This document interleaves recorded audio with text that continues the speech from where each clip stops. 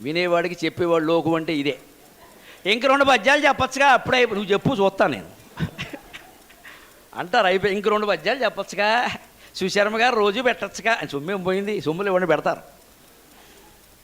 ఇంత కష్టం అండి, అర్థం చేసుకోవడం అంతే కష్టం. చందన స్థిత బిడౌజ క్షత్రు జాడ్జకృత్ ఝంఝా మరుత్ గరుత్ ఛాత్కృతములు రాముడు వేసిన బాణాల ప్రత్యేకత అండి. రామాయణంలో కూడా ఉంది, విశ్వనాథ వారు వర్ణించారు, కృష్ణదేవరాయలు కూడా. రాముడు సాధారణంగా ఒక్క బాణం వేసింది తక్కువ, ఎప్పుడు 5, 10, 20 వేసేవాడండి. 5 బాణాలు 10 బాణాలు కలిపి వేసేవాడు. పైగా భారతంలో కూడా ఉంది ఆ వర్ణన, 4 బాణాలు 5 బాణాలు కలిపి కుట్టేవారట సంచి కింద. అదో ప్యాకేజీ, అదో ప్యాకేజీ. 5 బాణాలు కలిపి ఒక ప్యాకెట్, ఆ ప్యాకెట్ మొత్తం తీసి ఇలా వేయడం. అలాంటి చందన స్థిత బిడౌజ క్షత్రు, చందన స్థిత రథంలో ఉన్న బిడౌజ దేవేంద్రుని యొక్క క్షత్రు అంటే సారథి. మనకి తెలిసే పదం చచ్చిన వాడు తెలుసుకో అంతే, భాష పెరుగుతుంది ఆముక్తమాల్య చదివితే.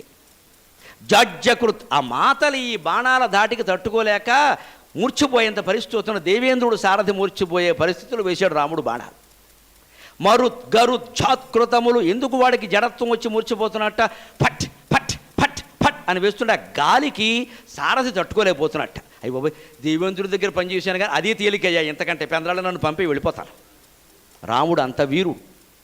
వాడిన భాష ఛాత్కృతములు, అక్కడి నుంచి ష్టాత్కృతములు భూత్కృతములు. ఆ కృతములు చూడండి ఎలా వాడతారు, దానికి ఎక్కడా అనౌచిత్యం ఉండదు, ఔచిత్యం దెబ్బతినకుండా చూస్తాడు. రెండో మాట క్రవ్యాదరాడ్గాత్ర కనదసృగ్గా కన స్ఫుట శల్య హవ్యభుక్షౌత్కృతములు. క్రవ్యాదులంటే రాక్షసులు, మాంసం తినేవాళ్ళు. క్రవ్యాద రాజు అంటే రాక్షసుడు, రాక్షస రాజు రావణుడు. రావణుడు శరీరంలో గాత్ర కనద అసృగ్గా కన, రాముడు వేసిన బాణం రావణుడు గుండెలు చిల్లుపడి లోపల చేరి వాడి వేడి వేడి సలసలా కాగుతున్న రక్తానికి ఈ బాణం అంటగానే చూహిమని శబ్దం వచ్చింది. ఏదో నీటిలో పెనం, ఏదో ఇనప అట్లకాడ ఏదో ముంచిన, బాగా కాగే అట్లకాడ నీటిలో ముంచితే చూహిమని శబ్దం రాదు.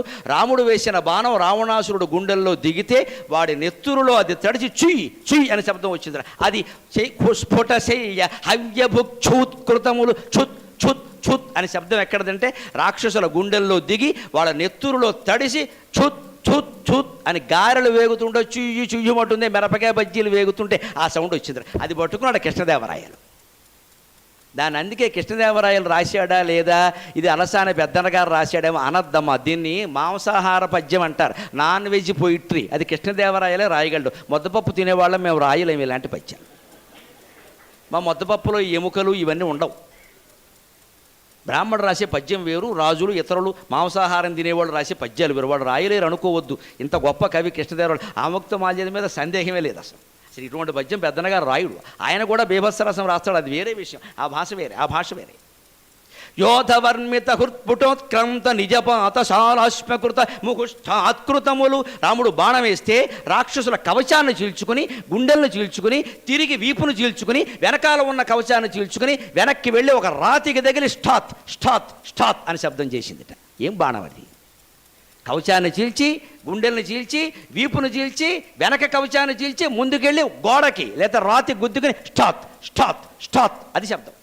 ఇంకా ఆశ్చర్యం, పతితోగ్రరక్ష ప్రబంధ భార భృశర్తి భుగ్న భోగ ఫణీంద్ర భూత్కృతములు.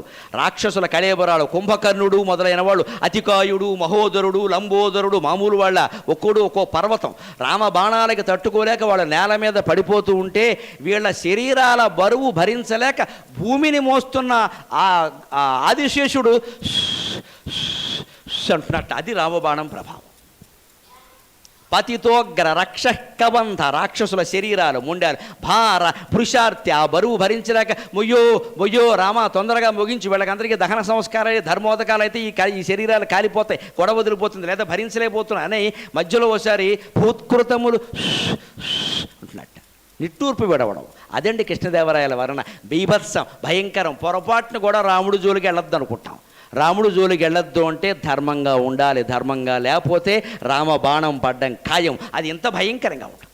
ఇంకొక విచిత్రం అండి, శ్రాంతరజ్య నిరంతర ఛాయతములు.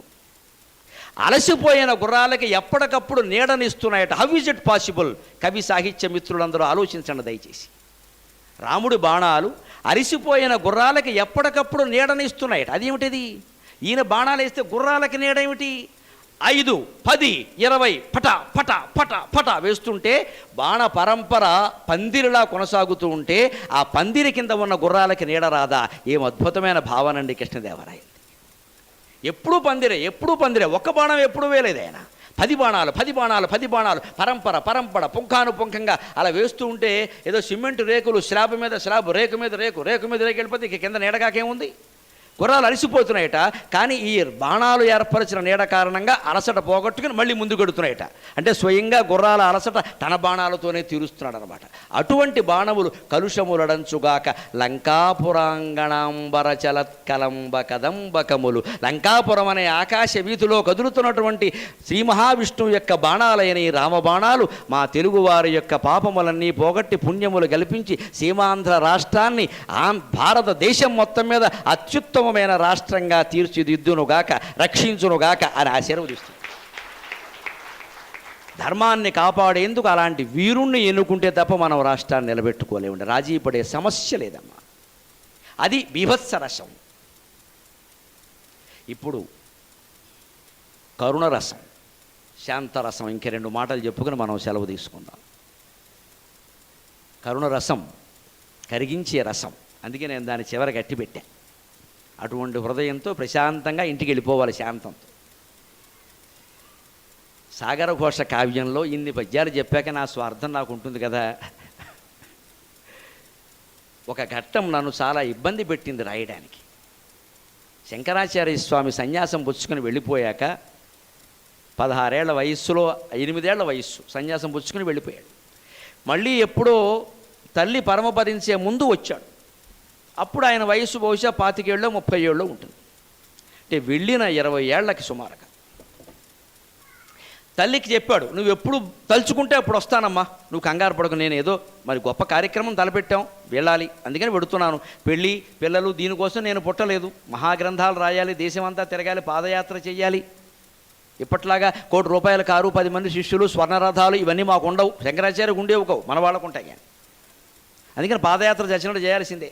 అందుకని నువ్వేం అనుకోకమని తల్లిని ఏదో కొంచెం మాయ చేశాడు. చెరువు అన్నాడు, మొసళ్ళు అన్నాడు, ఆతుర సన్యాసం అన్నాడు, చేశాడు. కొంత జిమ్మికి చేయింది, మరి వాళ్ళు ఒప్పుకోరు. పైగా ఎప్పుడూ పురుషుడైన వాడు సన్యాసం స్వీకరిస్తే పెళ్లి కానివాడు తల్లి అనుమతి, పెళ్లి అయిన వాడు భార్య అనుమతి లేకుండా స్వీకరించకూడదు. శాస్త్రం ఒప్పుకోదు. పాపం వచ్చి ఇంటూ గడిపోతే సన్యాసం అనరు, సన్నాసుడు అంటారు. వాడిని చేతగా గెలిపోయి. అందుకని ఆయన అనుమతి తీసుకున్నాడు. దానికోసం ఏదో మాయ చేశాడు. కానీ మరి తీసుకున్నాడు, వెళ్ళిపోయాడు. చివరి దశలో ఆవిడ మంచంలో ఉండి కొడుకును చూడాలని బాధపడుతుంది. ఆ ఘట్టం ఒక్కసారి రాయాలంటే నాకు బాధ వచ్చింది. ఎందుకంటే మా అమ్మ అంత బాధ పడింది మా అన్నయ్య కోసం. మేము 5గురు అన్నదమ్ములం, ఇప్పుడు 4గురు మేము ఉన్నాం. కానీ 3వ వాడు, నేను 5వ వాడిని, 3వ వాడు సుబ్రహ్మణ్య శాస్త్రిని, వాడు 7